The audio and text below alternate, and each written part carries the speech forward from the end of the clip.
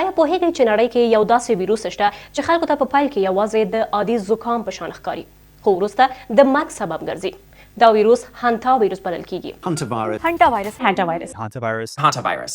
د راپورونو پر اساس هانتاویروس عموما د موږکانو له لارې انسان ته انتقالېږي. کله چې انسان د موږکانو له فضله مواد، ادرار یا نږدې چاپیریال سره تماس ونیسي نو دا خطرناک ویروس بدن ته ننوځي.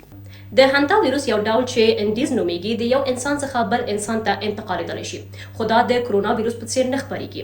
دا د ډېر نږدې تماس له لارې انتقالېږي، لکه د ناروغ ترڅنګ اوږد وخت لپاره کېناستل یا هم یو بستر شریکول یا هم د ناروغ د بدن له مایعات سره تماس اخیستل.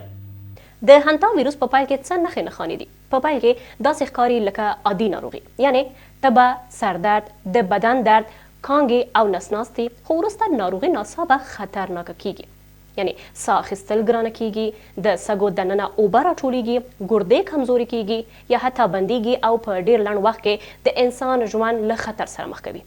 تر ټولو ویرونکې خبره دا ده چې د دې ویروس د مړینې کچه شاوخوا 50 سلنه ده، یعنی له هر دوه ناروغانو څخه یو کس ژوند له لاسه ورکوي.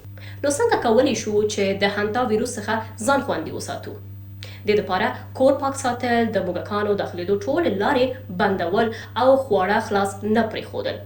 د دې ترڅنګ که تاسې هغه ځای پاکوئ چېرته چې موږکان وي نو باید ماسک وکاروئ او دستکشونه واغوندئ. اوس یو مهم بحث دا دی چې آیا دا پاکستان او افغانستان کې دا ویروس شته یا نه؟ تر اوسه په افغانستان او پاکستان کې د دې ویروس د پراخ شتون رسمي تایید نه دی شوی، خو په هند کې یې ځینې پیښې ثبت شوي دي. ډاکټران وایي که څه هم دا ویروس ډېر عام نه دی خو احتیاط ضروري دی تر څو چې دغه ویروس ته اخته نه شو. د نورو معلوماتو لپاره زموږ یوټیوب چینل سبسکرایب کړئ او ان 2 منټس سره پاتې شئ.